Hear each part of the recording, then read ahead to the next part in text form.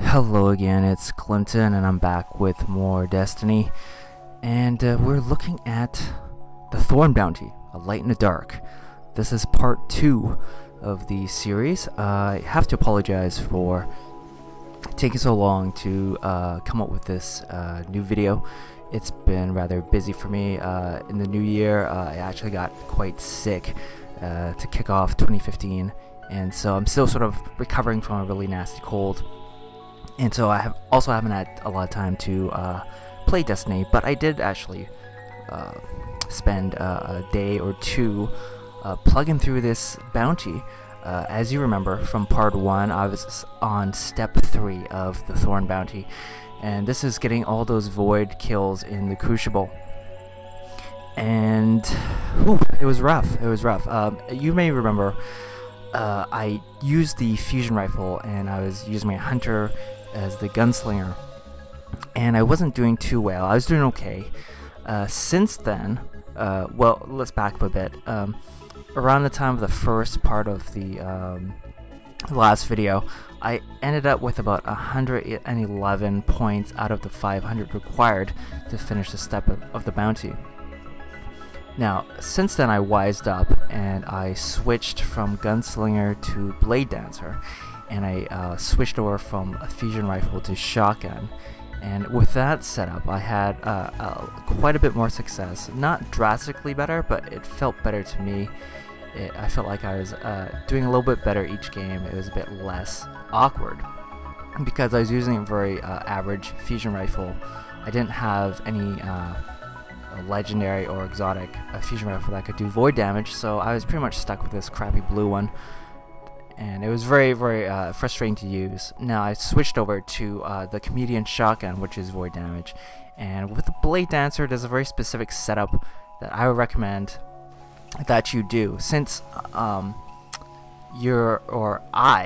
basically use the shotgun 100% of the time in all my Crucible matches. It's very important to getting close, right? After they did the balance changes on the shotguns a couple months ago, you really have to get up to people's faces in order to take them out with one shot. And I'm just not so good at being stealthy or getting in close, sneak up on people from behind. So as you can see here, I'm using a lot of the invisibility perks in the Blade Dancer tree. I wish I could come up with the names of them right now, but I'll post them up as a caption or subtitle. But you basically want to get the perk that allows you to go invisible after you've crouched for a couple seconds. You have to crouch completely still, no moving about. You can still pan your camera around, but you cannot move at all. Just hold there for 2 seconds and you go invisible. You also get the perk that increases the longevity of invisibility effects. That helps a lot. And then you also pick the melee perk that when you kill someone with your melee, I believe it has to be the blink strike, which is your special melee ability. If you kill someone with the blink strike, then you can go invisible as well. So those 3 things combined will allow you to cloak and sneak up on people more easily. As you can see, I'm not always necessarily sneaking up on people, but definitely helps to close distance. People really wised up to my cloaking. You know, after the first session that I did this, it just seemed like people just immediately wised up to the fact that I was cloaked a lot of the time. As you can see here, this guy, it's not too hard to spot someone when they're under this cloaking effect, and I believe you still show up on the radar, but it's just a little bit, that little bit advantage that you can get when using a shotgun. And so, you know, if you're a hunter, I definitely recommend the Blade Dancer shotgun setup. It worked out for me. You know, I wasn't doing amazing still, but I got through it. I got through it. Now, since the last time, you know, I went from 111 points to completing the bounty, and that was over another 12 games. So in total, doing this entire step of void kills in the Crucible, it took me about 19 matches. And I did write down some general stats here. Pardon me. I just let's see, collected some average numbers for you. So my average kills across those 19 control matches was 12.3, and then my average deaths was 10.16. So that gives you an average KDR of 1.24. Extremely average.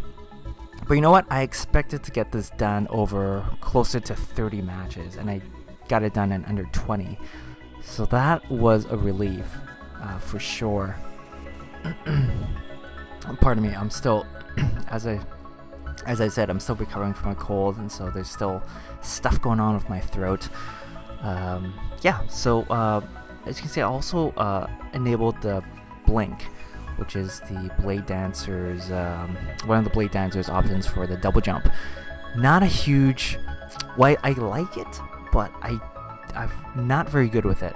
I'm just really bad with the blink jump, and I thought it would work to my advantage. You know, because I was dying so much at some points, I thought, oh, screw it, I'm just going to revert back to the standard double jump, because the blink strike was the blink was just more a liability. After a while, I was just not able to control my positioning so well. The odd times I was able to actually get behind people or get in their face and then shotgun them, but more often than not, it was actually messing me up. And this particular map, which is Firebase Delphi, not a huge fan of it in regular Crucible play, but doing this bounty with the shotgun, it was actually one of my better maps, because I would just hang out in this general area where I had the special ammo close at hand. I had that sort of tight corridor leading into the main hallway, and then I'm very close by to the heavy ammo drop.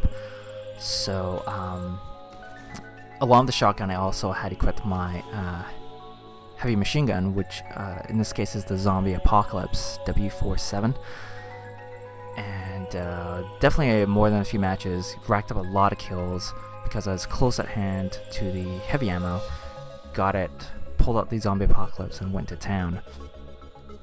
So as I went over already, my average kills and deaths, very average, not anything amazing, and I just want to prove with this series that it seems like insurmountable, sort of goal to complete this part of the bounty, but as an average Crucible PvP player, it can be done. Can't say I had a lot of fun doing it. You know, all said and done now, I almost want to have a bit of swagger and say, hey, yeah, it's not so bad, just get it done. It's gonna be worth the effort. You know, there's still 2 more steps after this, right? And I'm still not completely done with this bounty. You know, now that I'm done this step, I just have this huge sense of relief that's all over. It's not something I ever want to do again with another character, to be honest.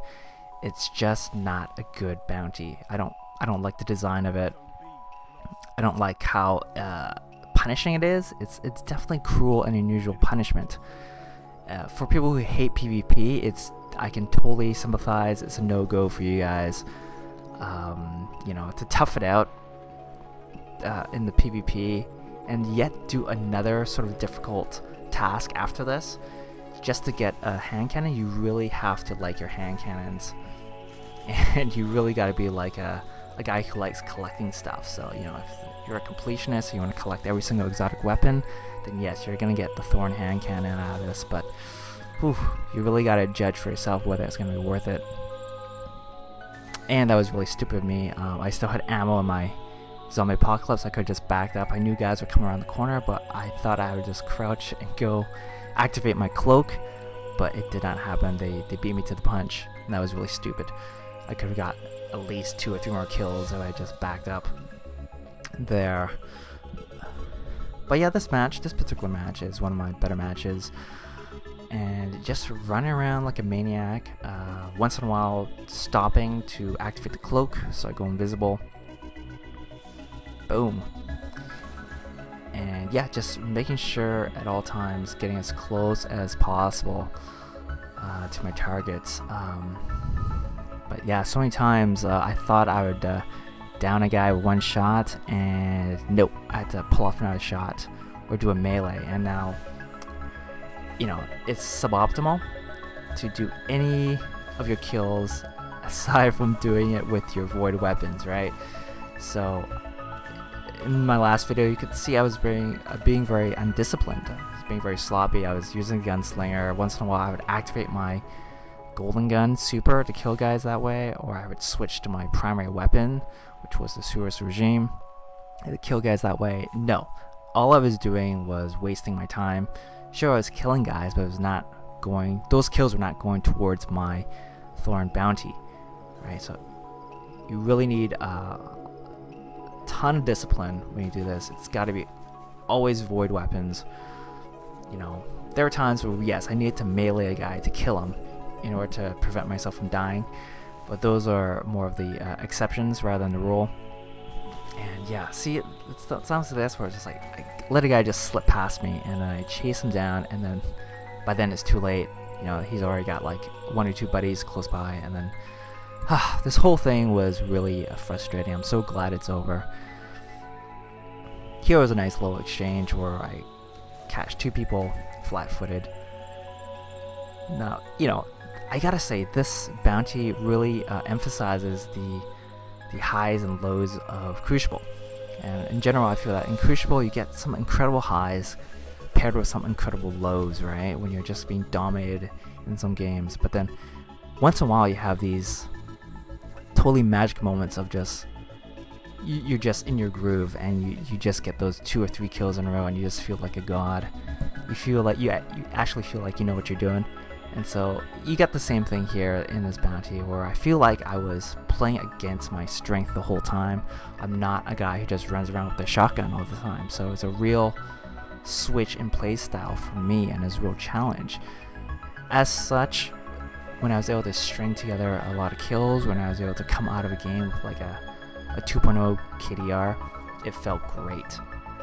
And those, you know, those few bright moments really pushed me along and helped motivate me. Keep in mind, you know, overall my KDR was about 1.24.